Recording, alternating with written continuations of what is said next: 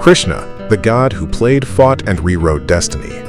How can one figure be all of these at once? How can the same divine hero be a laughing child stealing butter, a magnetic flute player who turns devotion into music, and the calm voice that speaks about the nature of reality on a battlefield? Krishna is one of the most complex and beloved figures in Hindu mythology, not because he fits neatly into a single role, but because he doesn't. He moves through the world like a story, and like a force of nature. And by the end of this video, you'll understand why Krishna is remembered not only as a person and a myth, but as a living idea, that the divine can be intimate, playful, strategic, and terrifyingly vast, often all at once. Today we're going to tell Krishna's story as one cinematic arc, from a prophecy and a prison cell, to moonlit dances in Vrindavan, to the thunder of war at Kurukshetra. Along the way, you'll meet three faces of Krishna: the child who feels close enough to love, the hero who restores balance, and the cosmic guide whose words still echo through the Bhagavad Gita. If there's one thread tying everything together, it's this: Krishna doesn't just defeat darkness, he changes what people believe power is. Prophecy, tyranny, and the impossible birth. Our story begins in Mathura, a kingdom clenched in the fist of a tyrant, King Kamsa. Kamsa isn't just cruel, he's paranoid, because a prophecy has reached him like a whisper from fate itself. One of Devaki's children will be the cause of his death. Devaki is Kamsa's own relative, and she's married to Vasudeva, but the prophecy turns family into danger. So Kamsa does what fearful rulers always do. He tries to conquer destiny with violence. He imprisons Devaki and Vasudeva, and as each child is born, he destroys them, convinced that if he can erase the future, he can live forever. But myths don't work like that. Because destiny in these stories isn't a line you can cut. It's a river, and the harder you fight it, the more it reshapes the land around you. Then, on a stormy night, the eighth child is born, Krishna. And the moment he arrives, the world itself seems to shift, as if the universe exhales, finally catching up to what it has been moving toward all along. The prison doors open, the shackles fall away, guards fall into an unnatural sleep.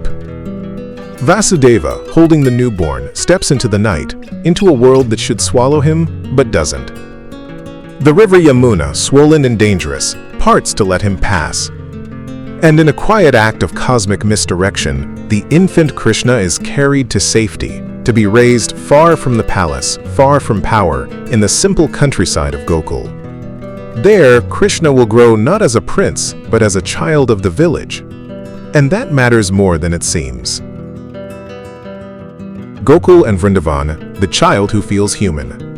In Gokul, Krishna is adopted by Yashoda and Nanda, parents who love him not as a deity, but as their son. And this is where the tone of the story changes. Because if Mathura is fear and prophecy, Gokul is laughter and dust and sunlight. Krishna becomes famous for mischief. He steals butter. He breaks pots. He gathers other children like an unstoppable storm of giggles. People chase him, scold him, and then, against their will, smile. This is one of the great paradoxes of Krishna. The divine doesn't arrive only as thunder and judgment. Sometimes it arrives as a child with butter on his face, looking innocent even when everyone knows he isn't. But the playfulness is not weakness, because danger still follows him. Kamsa sends threats, again and again, like arrows shot into the dark. Monsters, assassins, forces, meant to end the prophecy before it matures. Yet Krishna survives every attempt. Not with grim effort, often with the effortless calm of someone who already knows how the story ends. And then comes a moment that many devotees remember with chills. Yashoda, trying to discipline him, demands he open his mouth. Krishna does. And inside, she doesn't see teeth and tongue. She sees everything. The sky, the stars, the turning of worlds, the vastness of existence itself. For an instant, his mother sees that the child she's scolding contains the universe. And then the moment passes, and he's just Krishna again, a boy, smiling, human-sized. This is not just a miracle story. It's a statement. Krishna is the infinite made intimate. There are two Krishnas. Here's where the story becomes addictive. There are two Krishnas moving through these myths at the same time. One is the Krishna you want to hug, the playful child, the friend, the one who makes holiness feel close. The other is the Krishna you can barely comprehend, the force behind the universe, the one who bends destiny like it's a ribbon. And the reason Krishna's stories endure is because they refuse to choose between these two. They insist the divine can be personal and absolute. And soon, those two faces are going to collide in the most famous setting of all. But before we reach the battlefield, we have to pass through moonlight. The enchantment of Vrindavan, flute, devotion, and Radha. As Krishna grows, the stories shift into a different kind of power, one that doesn't conquer by force, but by attraction. Krishna plays the flute, and the world listens. In Vrindavan, his music isn't background sound, it's a call, a magnet, a force that pulls the heart towards something it can't fully name. This is where we meet the gopis, cowherd women devoted to Krishna, and where many traditions place Radha, the figure who becomes the symbol of pure devotion. Now, these stories can be read in different ways. Some hear them as romance, divine love in human form. Others hear them as metaphysics, a spiritual allegory, where the soul is drawn irresistibly toward the divine. Either way, the emotional truth is the same. Krishna represents a love so powerful it rearranges life from the inside out. And then comes the Ras Lila, the famous moonlit dance. The image is unforgettable. Vrindavan at night, the air alive with music, and Krishna dancing with the gopis in a celebration that feels outside normal time. And the myth does something impossible. It says Krishna is with each of them fully, present, intimate, complete. A single figure, experienced as many. It's a poetic way of describing something devotional traditions repeat again and again. The divine can be personal to everyone without being divided. Govardhan Hill, Krishna challenges a god. Then the story snaps back into conflict. The villagers of Vrindavan traditionally honor Indra, the king of gods associated with storms and rain. It's a ritual shaped by fear, appease the sky, or suffer. Krishna questions this. Why offer worship out of fear? Why not honor the land that actually sustains you? The hills, the cows, the soil, the living world in front of your eyes. So the villagers follow Krishna's guidance and turn their offerings toward Govardhan Hill. And Indra, proud, insulted, responds like a wounded ruler. He unleashes a storm, not rain, but wrath. The skies break open, winds howl, the village is swallowed by flooding and chaos. And Krishna steps forward, not with a weapon, but with one of the most iconic gestures in myth. He lifts Govardhan Hill. He holds it above the people like an umbrella of stone, sheltering them beneath it while the storm rages and exhausts itself. Days pass. Indra's fury collapses under its own weight. And when the clouds finally retreat, the message is clear. Krishna is not impressed by power that demands worship. He protects those who trust him. And he teaches something radical. True divinity doesn't rule by fear. It sustains, it shelters, it guides. What Krishna is really fighting. Notice something. Krishna's greatest battles aren't only against monsters or kings. He's fighting fear itself. The fear that makes a tyrant kill children to escape a prophecy. The fear that makes people worship out of desperation. The fear that keeps the heart from choosing what's right. And every time Krishna appears, he doesn't just defeat an enemy. He changes what people believe they have to be afraid of. Now we leave Vrindavan, and Krishna becomes something else.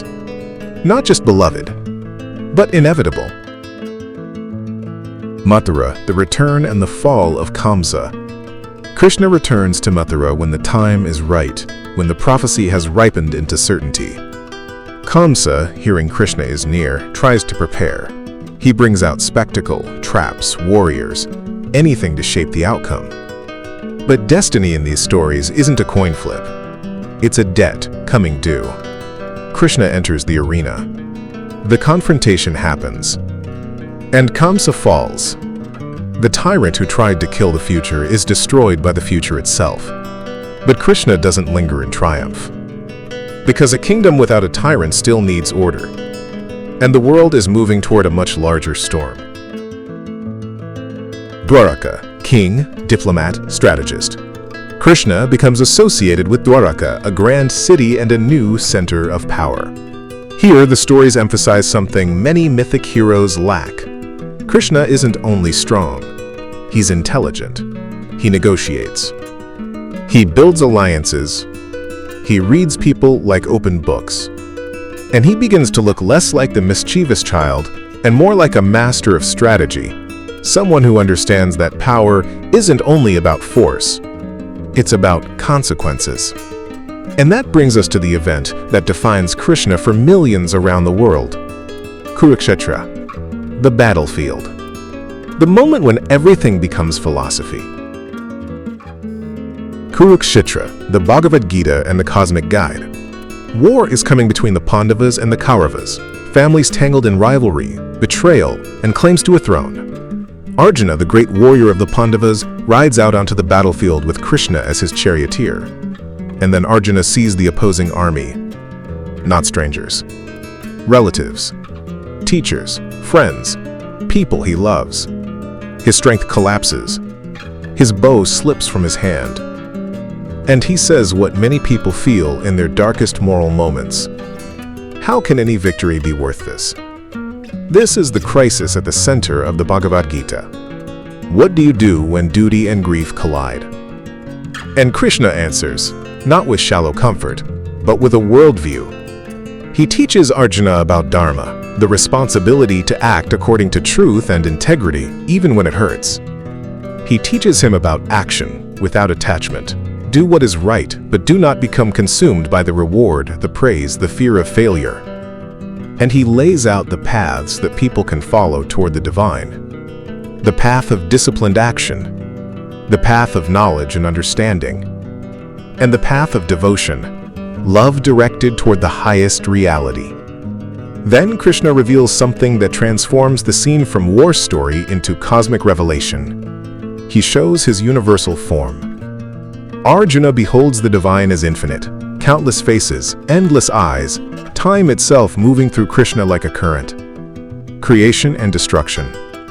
The entire universe turning like a wheel. And in that vision, Arjuna understands something terrifying and liberating.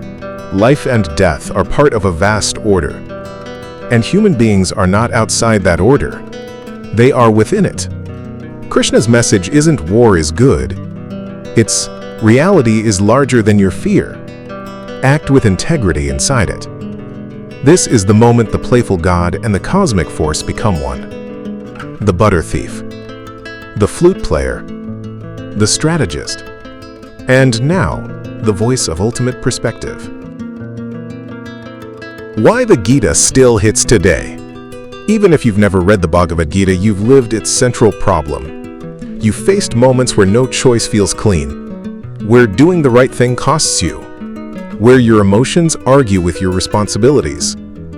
And Krishna's core idea is shockingly modern. You cannot control outcomes. You can only control your actions.